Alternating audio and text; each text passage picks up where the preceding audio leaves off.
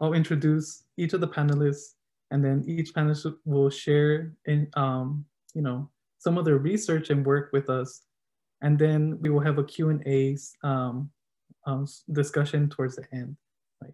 So if anybody wants to share a question or ask a question to a panelist, can you please share it with everyone in the chat? Or if you would like to vocalize your question, you could raise your hand through your screen or through the little reaction options in the bottom of the Zoom, right? So I could call on you. That way we could have like a more ordered way of doing questions and being courteous with one another, okay? So the first panelist that we have is Elizabeth Beckner. She is a PhD candidate in the Department of Anthropology at UC Riverside. She is also a graduate student researcher for HDR's Recruitment and Retention Core. Her project is titled Underrepresented Minority and Mentorship Project.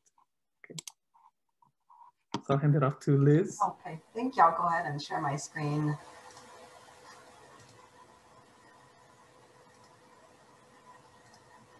Okay, can everybody see that okay? Yeah? Okay, hi everyone. As Alejandro just mentioned, my name is Elizabeth Beckner. I'm the graduate student researcher for the Recruitment and Retention Core here at HDR.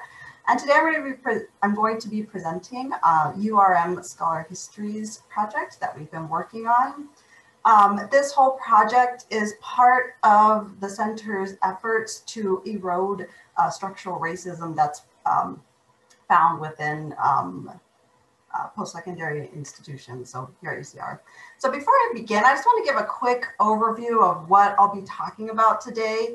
I'm going to start by introducing this project, just a brief overview and a little bit about how it got started, the purpose of this project, a little bit about the interviews that we've conducted, what we're currently working on now for this project, and the future directions of this project.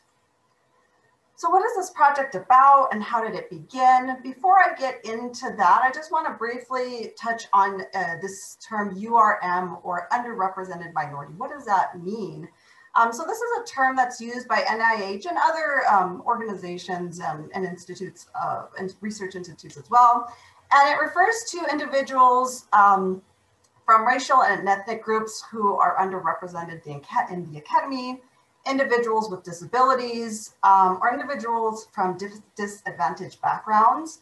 This particular project, we're focusing on folks from racial and ethnic groups who are underrepresented in the academy.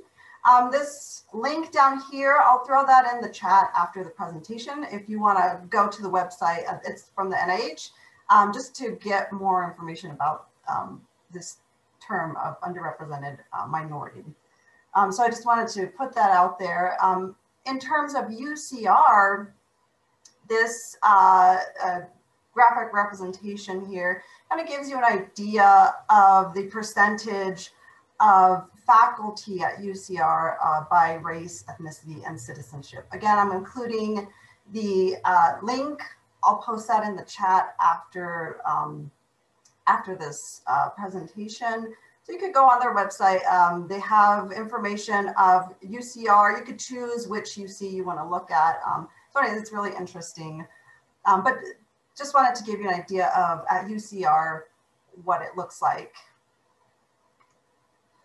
So how did this project get started? Well, it started through just observations of the lack of diversity within faculty, among faculty at UCR. So Dr. David Lowe, Dr. Juliet McMullen, and Dr.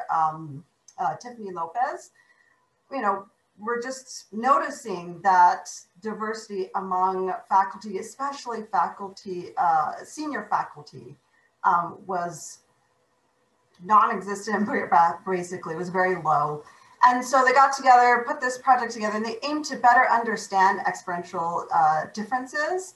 They also aimed to disseminate URM senior faculty career histories to kind of let other faculty know what's happening within our departments, within the university as a whole, what's happening, what are URM faculty experiencing as they move through their careers. And ultimately, this project, when they put it together, aimed to build the infrastructure that's needed for URM faculties to succeed. And I'll talk a little bit more about that towards the end of the presentation. So this project, in a nutshell, it consists of in-depth interviews with senior faculty of color here at UCR. We're then going to analyze those interviews. Once the analysis is done, we'll disseminate what we've learned and then get to the building infrastructure part, which is the mentorship program. Again, I'll talk a little bit more about that towards the end. So the purpose of this project, we really want to advance access, diversity, equity, and inclusion among faculty here at UCR. So in doing this project, we really wanted to learn more about how senior faculty of color have developed strategies for not only survival, but for success. So how do they do it? How do they overcome all these obstacles in their way? So we want to learn about that and take that information and that knowledge and develop a mentorship program.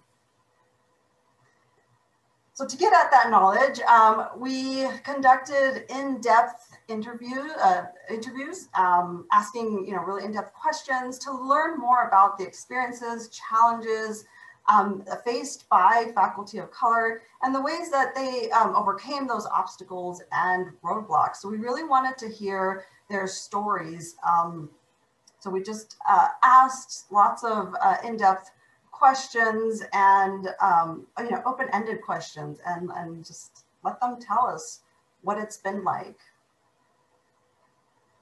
So currently, what we're working on right now is the analysis portion of that. So we're using MaxQDA. It's a software, text analysis software.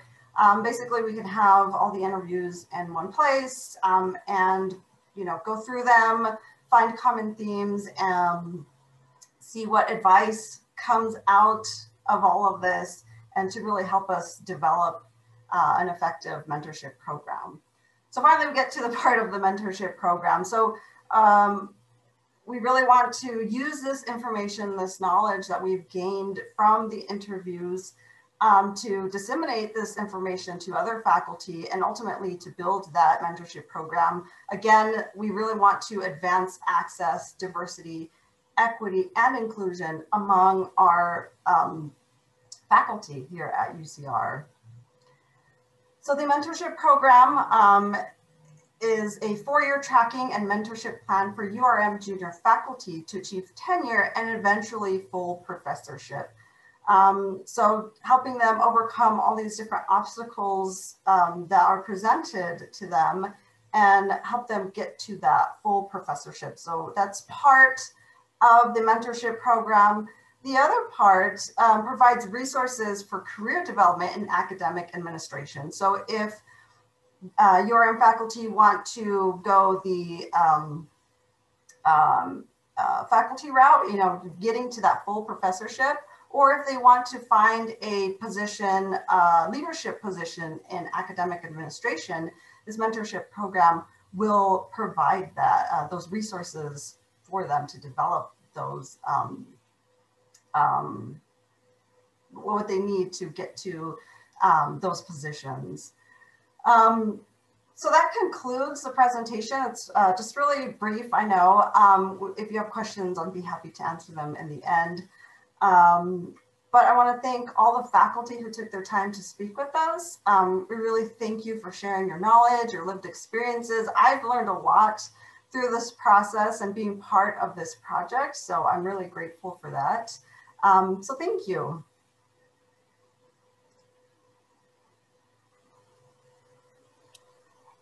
Thank you, Liz, for sharing with that. And it's good to hear that you're doing all this work at UCR. Yeah, it's been great. I love this project.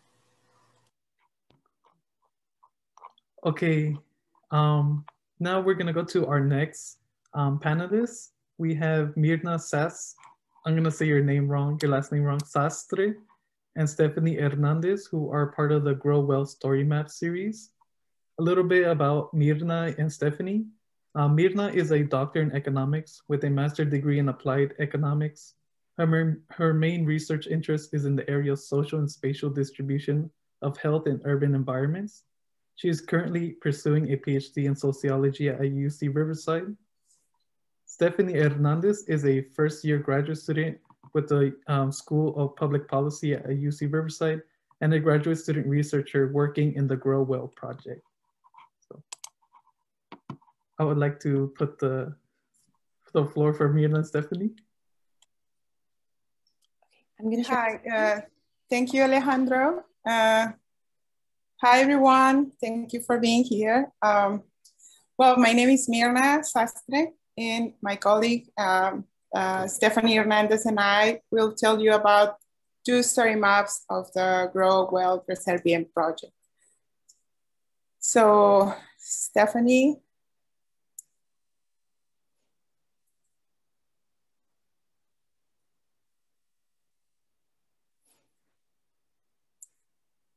Okay, so the next slide, Stephanie. So the plan for the presentation is to introduce the topic with the objectives of this work. Then we will explain what are story maps from ArcGIS and the background study that we use to build these stories. Then we will explain specific goals for this application and show you the work of the 2 story maps that we have built so far, followed by conclusions and future steps. So as an introduction, I would like to start by explaining that with this work, we seek to understand the role of the and use of media and geographic information systems as supportive tools for the study of health disparities using community-based participatory research and leverage the reach of the ArcGIS open source technology as a tool to engage with the community. So what are story maps then? These ArcGIS story maps is a story authoring web-based application. It enables you to share maps in the context of narrative or other multimedia context. And you can use ArcGIS story maps to author stories with story builders, publish and share your stories, and manage your stories. So what is the power of story maps? As I say, they are really powerful. They are interactive multimedia content, web mapping applications. They allow you to investigate not just the spatial distribution of interesting data, but offer infographics, maps with interactive data that is updated daily with live web feeds. They also allow you to gather data that is updated to investigate change in space and time, and it's easy to use. Actually, you can, they have the easy WYSIWYG, what you see is what you get builders. So you don't have to learn coding or other techniques to use and build your stories. Okay.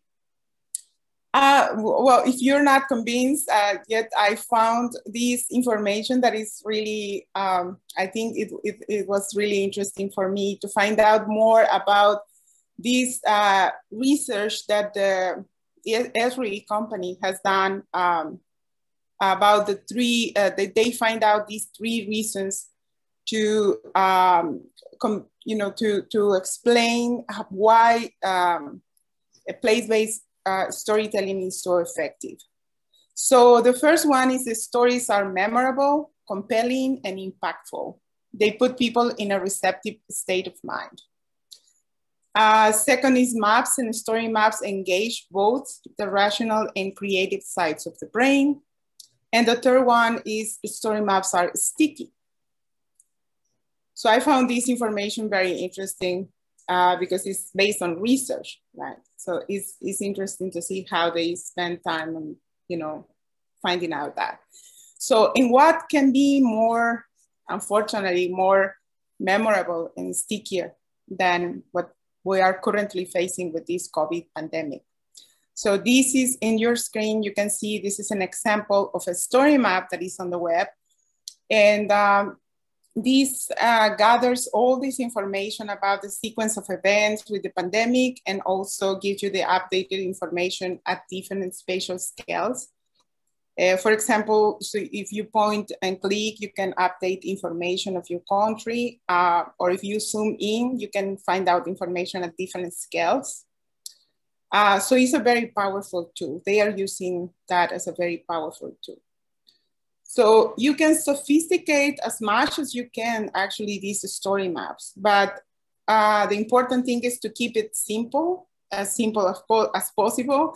And in the other slide, I leave you with a website with more details about what they recommend for story maps, like information sequence, alternation of small and big images, really cool information to have to create these very compelling story maps. So now I would like to introduce you to the project that we, in which we base the 2 story maps that we were talking about today, that we built so far. This is the project is the Grow Well, Crecer Bien. And this project is studying infant growth in obesity in low-income families using a community-based participatory approach. And it specifically aims to conduct a longitudinal study to characterize the caregiver context of infant feeding in low-income families and develop and pilot test and enhance intervention compared to existing nutrition educational programs. So the Grow Well project, Crecer Bien, Grow Well, Crecer Bien project has also an interesting social and geographical scope. It will study 4 Southern California counties with pockets of high poverty and ethnic minority population. Among them, those are San Bernardino, Riverside, Orange, and Imperial County. So here in the screen, you can see, the previous one, Stephanie, sorry. So you can see only quickly the demographics for, as an example, the demographics of Riverside County with 48% Latinx population, 15.3 poverty, of those, the population in poverty, and 40% overweight. So the specific goals then for this work and this exploration that we are doing with story maps is to create these story maps based on the Grow Well Crecer Bien project. We build the story based on this project, publish and share our stories with an extended audience and community, with organizations involved in this project as well, and with everyone basically. And also the goal is to manage our stories and extend them as new information as the project evolves. So now I will give Stephanie the floor to speak more, to tell you more about the experience in this work in progress, building story maps. Hello, everyone. Thank you, Myrna. I'm hoping everybody can hear me well. So for the second part of the presentation, I'd just like to discuss how story maps are contributing to the Grow Well Crecer Bien project. Just to reiterate, the creation of story maps serve the purpose of using stories to foster community engagement, specifically with our research in collaboration with Early Head Start. Our story maps serve as dissemination to increase awareness, in this case around infant growth and obesity rates in young low-income children. We also want to share a sense of community around addressing inequities in health and health-related measures. And finally, support our recruitment efforts, both for moms who qualify for Early Head Start and for our study during a time where low enrollment periods are affected by COVID, or COVID affects those low enrollment periods. So now I'd like to introduce our story maps. The first one is titled Early Head Start and UCR Grow Well Crecer Bien, which was launched around October 2020. The second one is EHS and Community Engagement and Research, which was launched around February 2021. So far, both of our story maps have both garnered over 500 views, which our whole team is just really excited about. Okay, so the first map is an interactive space in which visitors can learn some history behind Early Head Start and its role in providing early education intervention programs for the cognitive and socioeconomic development of children from low-income families. We highlight the impact of the program by showcasing the counties in which EHS helps and even providing up-to-date data about the number of families enrolled in EHS in each county. This map, if you were to hover over each of the counties, just show the number of cases that each Early Head Start county has currently enrolled. Our first map also illustrates the integration of nutritionists and multicultural principles of EHS over the years since its beginning in 1965. We hope to teach users and potential recruiters about our team's effort to support EHS families and the community during the current pandemic by providing them with essential resources like diapers, wipes, and hand sanitizers. Okay, and then our second story map was created with the intention of getting visitors familiar with the team behind the scenes. Users learn some personable facts about the principal investigators and learn more about our project's purpose.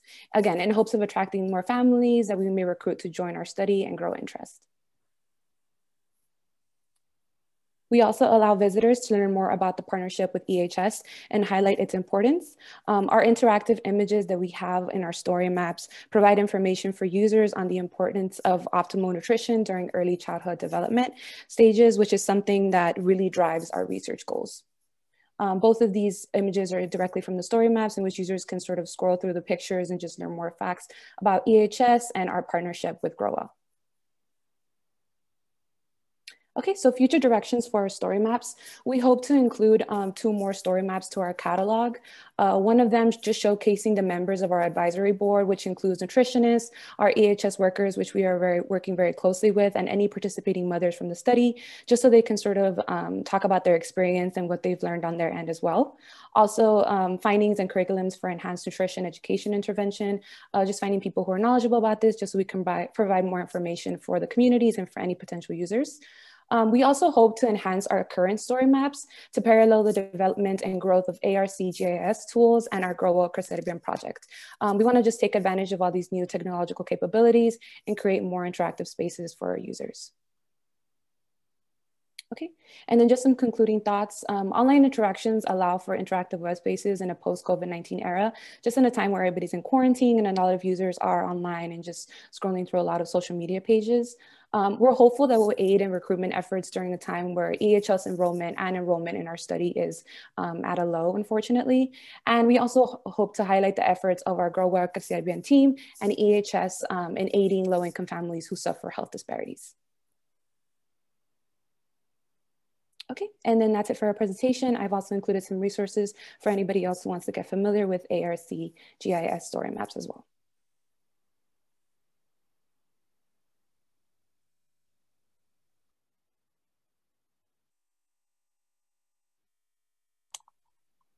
Thank you both, Mirna and Stephanie, for sharing your evolving and great work. It's so nice to see a story map like being like effectively used like for social, social understanding, stuff like that. If you would like to share your resources, you could put it in the chat too, Stephanie. That way folks have access to it too. Of course, thank you, Alejandro. Mm-hmm. And then for our final panelists, we have Wyatt Kelly. Wyatt Kelly is a project coordinator of a patient-centered outcomes research institute grant that focuses on comparative effectiveness in research. Kelly is a recent UCR graduate student as well, and their project is focused on gathering of good minds project. Okay, so Wyatt. Hello, hi everyone. I'm gonna go ahead and share my screen and let me know if you can see it. I'm actually gonna be using a story map to present. Can everyone see just the story map?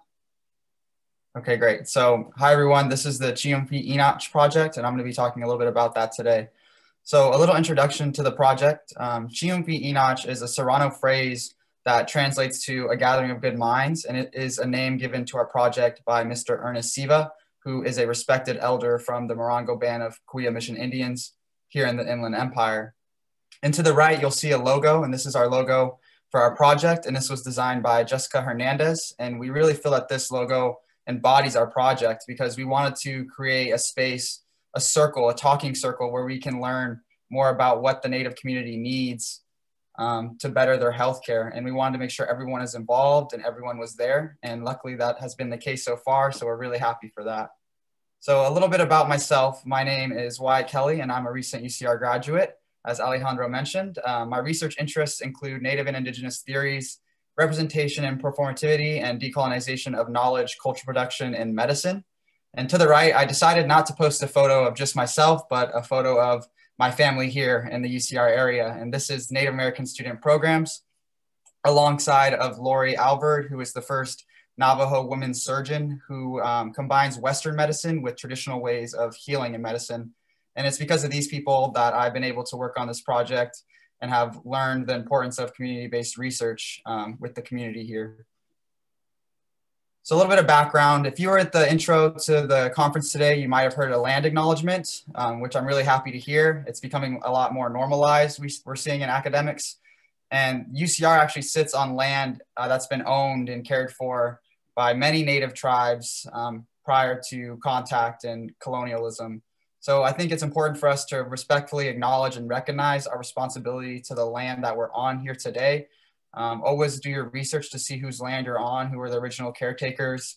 And for us here at UCR, everyone who's on UCR land, it's the Cahuilla, the Tongva, Luiseño, and Serrano peoples and all of their ancestors and descendants, past, present, and future.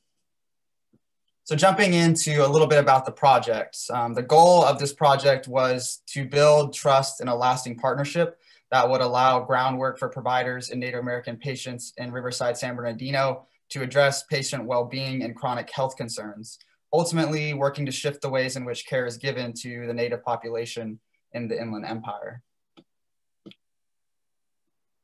A quick blurb about funding. This was funded by PCORI, which is the Patient-Centered Outcome Research Institute, with partners between Riverside, San Bernardino County Indian Health, and the CHC, which is the Center for Health Communities here on campus.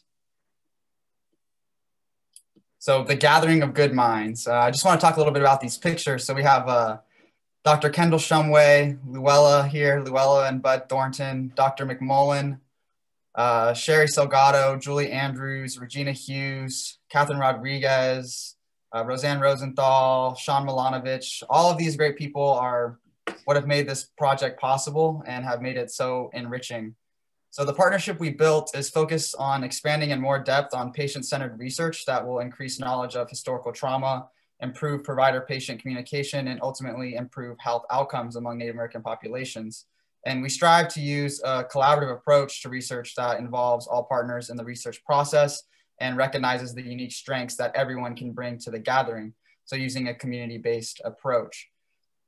And I think we've been going on with this project for 5 years now. This partnership has been going on for 5 years. And all these people that are involved in this project have now been involved in other projects at HDR. So it's really beautiful to see it come full circle, starting at one project and then bringing this group into all of the other projects and work here. And they're just great people. And one thing we did with this project is we held focus groups to identify what it was that the Native population needed in their communities to better their health and to better their interactions with physicians and doctors. And in these focus groups, one thing that kept coming up over and over again is historical trauma, and that physicians and doctors need to understand what historical trauma is and the histories behind settler colonialism and all the federal policies that have affected the health of Native Americans. So what is historical trauma? So historical trauma, I really love this definition by Maria Yellowhorse Braveheart, who is a Dakota Lakota scholar. And she says that it is the cumulative emotional and psychological wounding across generations, including the lifespan, which emanates from massive group trauma. And this historical trauma has been linked to a lot of chronic health issues in Native American communities. And our project works to shed light on the issues that arise in the clinic through developing a curriculum that would allow providers and doctors to gain knowledge surrounding historical trauma, and then to use that knowledge that they learn to better understand and care for the populations that they're serving. So how do we do that? How do we gather this data and gather all these thoughts and things that need to be talked about and disseminate that among physicians and doctors in the community at large? And what we decided was to create the Historical Wisdom podcast. So this podcast was developed as a way to disseminate all of our work. And as a team, we designed and organized this podcast. And the podcast is based on conversations with Riverside, San Bernardino County Indian Health patients, as well as providers and doctors. And the modules include current research on Native American history, impacts of settler, federal, and local policy on Native American health, and historical trauma as a consequence of inequity, physical, and cultural genocidal policies. We also discuss current research on historical trauma and respond to questions that healthcare providers have about some of the health effects of historical trauma that they themselves are encountering in the clinics when they're interacting with their patients. So our hope is that listening to this podcast series and listening to these podcasts that are coming out, that people will learn from it. Community members, patients, providers, they'll increase their understanding of Native American medical experiences and the overall Native American experience in inland California. And the learning that occurred would provide information and knowledge to better help serve the community at large. And I just want to say to the right, you'll see our first season, which was just completed coming into the new year. This art was all designed by Sadie Redwing, who's also a Lakota scholar. If you haven't heard about her, you should definitely check out her readings. I'll go ahead and put some in the chat at the end. She does amazing work. She's also a graphic artist as well. So going into an overview of our project. So here you'll get a quick preview of our website, which is gogm.live. And this is where we host our podcast series along with additional resources and further knowledge. So what we've done with the website is we've adapted all of our podcasts and curriculum into sort of something that you could teach at a school or teach in a class or teach with students. So you'll get an overview of each individual podcast here where you'll see the podcast and you can download it, and then a little blurb about what you're going to learn about in the podcast, as well as additional readings that our team has paired with the specific learning for this one, and an activity to help, instill the knowledge in you. So I'm going to go ahead and play just about 30 seconds to a minute of one of our podcasts, just to give you guys an idea of what you would be hearing and listening to in the podcast series. Chronic, you only really hear about weathering if you have had some gerontology courses. Which there are very few of. Yeah, who does that, Yeah. right? You've got a lot of internists out there who haven't had that opportunity in their training to learn about aging. And so you have this population of Native people who are what is called weathering. That means you experience the health effects of the white population or the dominant culture 10 years earlier than you normally would expect to see that. And so doctors will see that and they're wondering, their patient population is so unhealthy. But honestly, they should be thinking about these people as 10 years older and what should they be screening for? How should they be, cooperating with their patients? So that's just a little bit about each individual podcast, and everyone is so enriching, and each podcast just has so many good things to say, and we talk with so many great people. And in this specific podcast, we're talking with epidemiologist Delight Satter, who we work with really closely, discussing this concept of weathering and why it is that Native Americans are experiencing health problems far before the white population or the dominant culture population. So keeping the conversation alive. So what is next with this podcast series? So it started out here at UCR in the inland Southern California with Riverside, San Bernardino County Indian Health. And these are just some of the areas we were serving, the clinics we're serving. So you have San Manuel, Barstow, Morongo, Saboba, Torres Martinez, Anza. And what's going to happen next is we are going to move from here up to here. Northern California. So I'm currently working on a grant through Cal Humanities to acquire additional funding to then partner with a nonprofit in Sacramento, which is the Sacramento Native American Health Center, alongside of Los Rios Community College District, which serves a lot of the Native students up there in Northern California. And we're going to be turning this project over to students to go back into their own communities and see what are the needs of my own communities, or how can I use this podcast to spread further knowledge for my community to better my community. So I've been in the process of doing all of that, and I'm really excited to keep it going and really excited to partner with more natives up in Northern California and continue the conversation of creating better health for Native Americans, hopefully throughout the whole country. So thank you guys so much. And that is all I have for my presentation.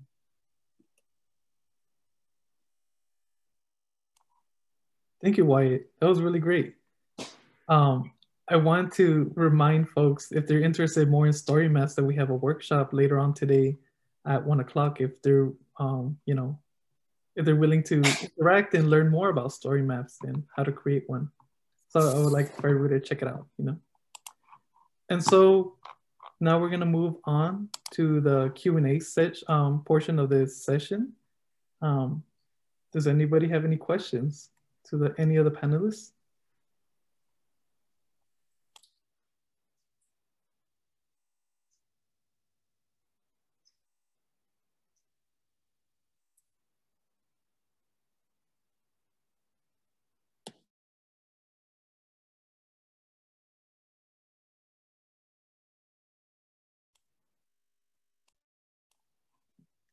Jennifer, you have a question? Yeah. Hi, everyone. Great job, everyone. I really enjoyed all of these presentations. You're doing amazing work. And I'm so glad that students at all levels are such an important part of our work at the center. I think it's great. So my first question is actually for Liz. You know, thinking back to yesterday, and Tanya Humphrey, you know, gave that first talk and talked about how she was a graduate of UCR in the 1970s, and there was a vibrant Black community on the campus, and how important that was for her, and how that sort of crumbled and faded away. And so I'm so curious to know if, are there any preliminary, I know you're still doing the analysis, but are there any preliminary results or insights that you can share with us about like what happened and how can we build another vibrant community like that on campus? That's a really great question, which I don't feel like we addressed that question in the interviews that we did. Now that you ask it, I think we should have.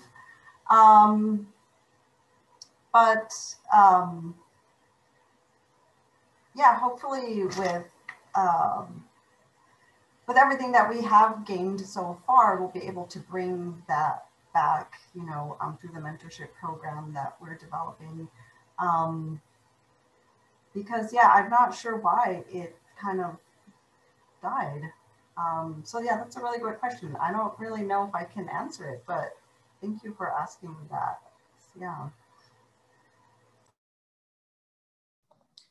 As a follow-up, are there things that folks have told you that that are needed, like steps that we can be taking right now, and any themes that are coming out strongly to you in terms of things that like absolutely need to be addressed?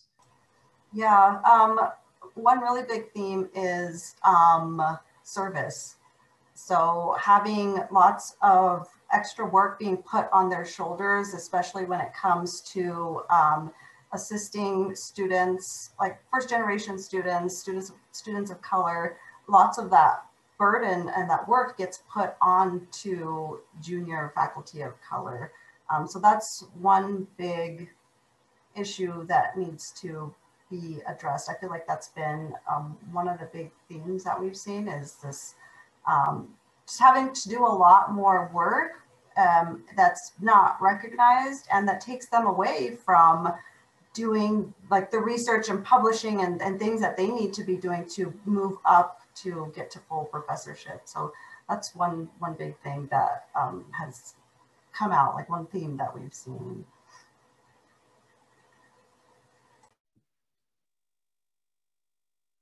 Elizabeth, this is Mirna.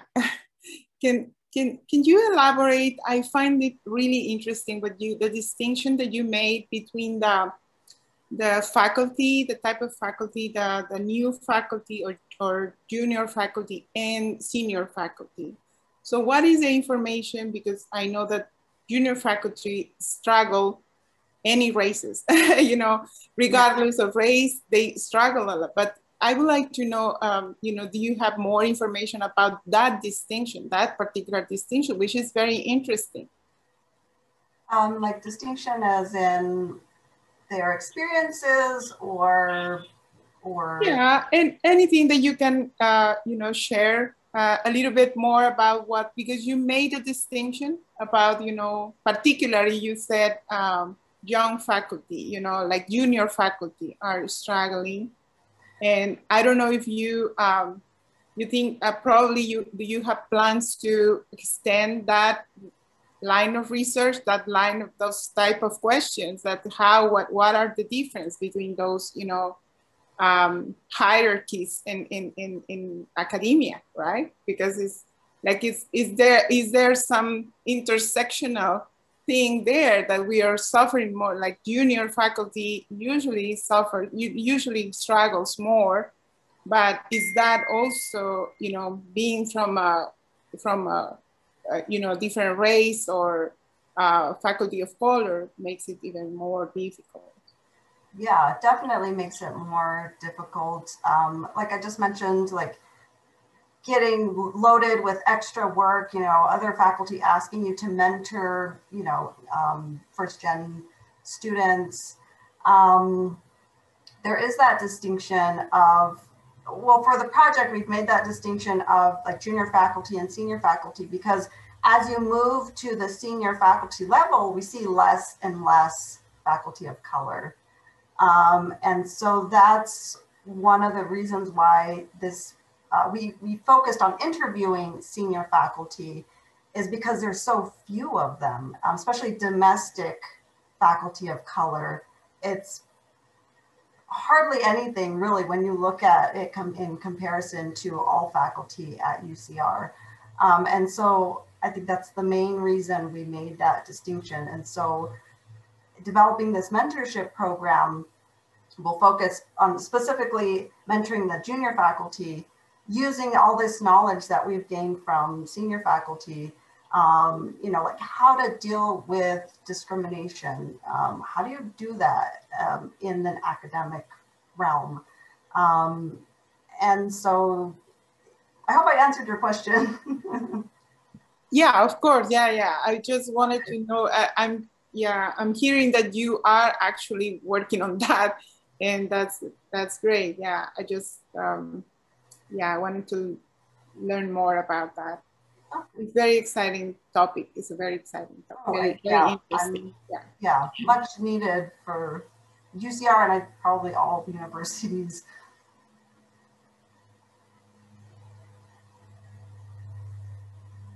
All right, so we have a question from Leilani Camacho. She is opening it to everybody. What she is asking, what are some difficulties you experienced when creating these story maps? If any, if Mirna, Stephanie, or Wyatt could talk to us about the story maps. I can chime in for a bit on that. I just started using this story map platform recently, and I'm working with Dr. Syverson, who I see here, and then you, Alejandro, on a COVID-19 narratives. We're doing a project with that, and we're going to be creating a story map for that. And I think one of the main struggles with that is kind of understanding how we want to tell the story. Where exactly are points of interest that we really want to hit, and how do we do that with using this new platform? Since it's so new, how do we troubleshoot all these things, and how do we tell the right story that we really want to get across? And I think that's been one struggle that we've been struggling with our data right now with creating this next story map is, okay, all this stuff is happening. How do we put it together in a way that's going to be beneficial for the community?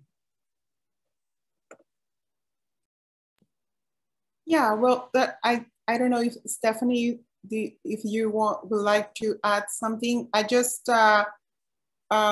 think that when I referred to some of the links as resources, I was one of the links is about the discussion about what should be like, like Wyatt was saying, just, choosing the right topic, choosing even the right hook for the title, right? A very, attractive title, and information that is relevant, all that, because those story maps will be actually ultimately, they will be competing with a lot of information on the web, right? So we need to make it competitive.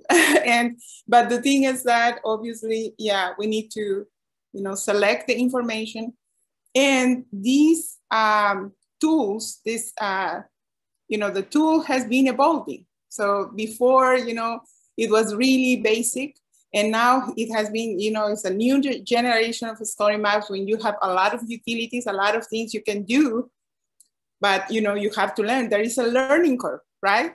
Why? Probably that's another thing. There is a learning curve. So that's why we added the enhancement, to enhance the story maps is a part of the challenge here. I don't know if you would like Stephanie to add something. I don't know. Yeah, I think both Myrna and Wyatt make a very good point. I think it's difficult to sort of synthesize everything or how big the project is into, a couple slides and make it as interactive and as interesting as possible for our users. I think a lot of the issue that we're having right now as well is just sort of making sure we get it to the right audience. I think it's difficult, to sort of provide the links to who we wanted to. Right now, we're sort of using it in our recruitment efforts because, again, our enrollment is a little bit low right now, just with COVID-19 and EHS, because we generally get our families that were studying through EHS. And if their enrollment is low, then ours is low as well. So I think it's just a matter of, getting it out to the people and making sure that they get as much information and to synthesize all that as much as possible. I think sometimes we get a little bit of like low efforts in that end, or like low views, if that's the case.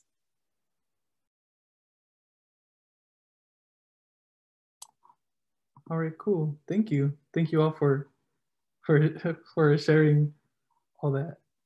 It is pretty tough to figure out the story maps.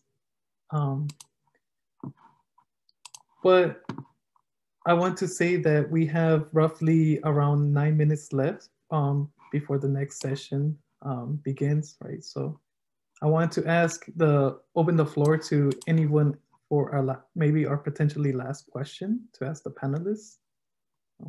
Does anybody have a question?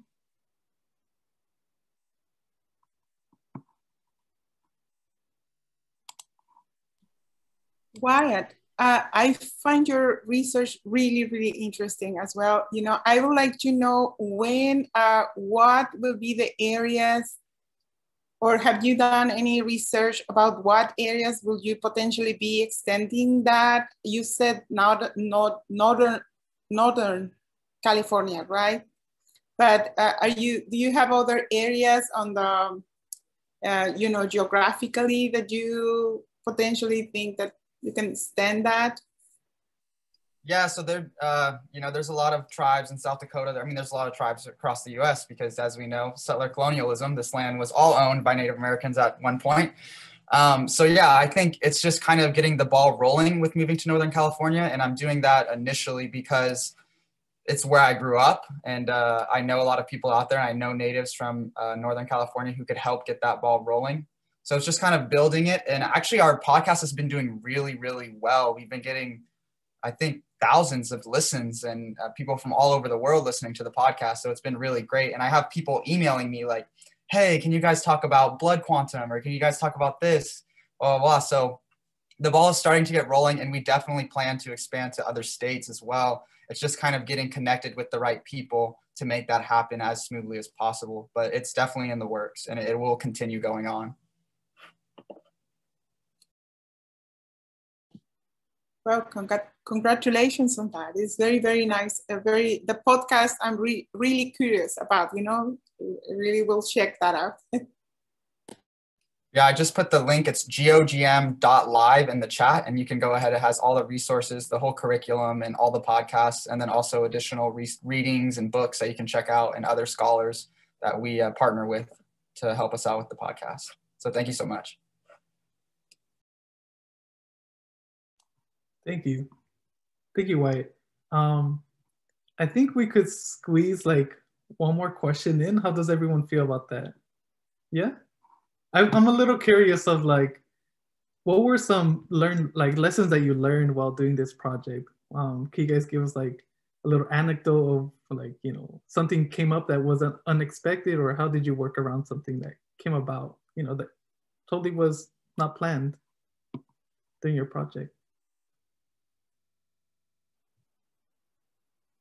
I think one thing with my project, The Gathering of Good Minds, was how much the community was receptive of it and how much they needed it and how much they wanted it, especially having it out now.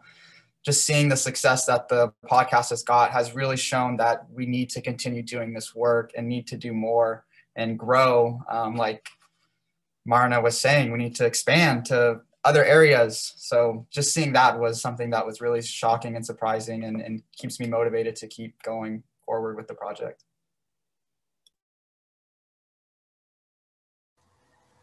Yeah, for me with the URM Scholar Histories project, I feel like I've learned so much of how things work within academia. It's just so much that's, I didn't, you know, you have no idea of all these different ranks within professorships, or all these other things that need to get done, and drama that happens within departments that could hold certain people back, like all this stuff going on that nobody talks about.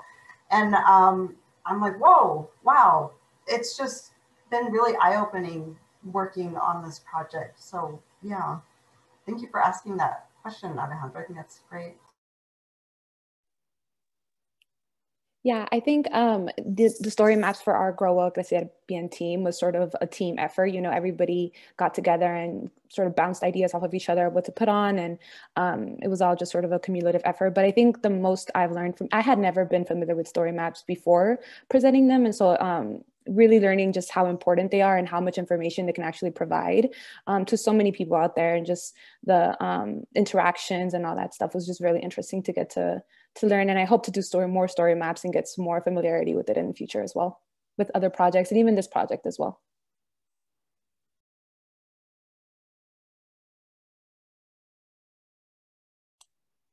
All right, thank you. Thank you everybody for sharing.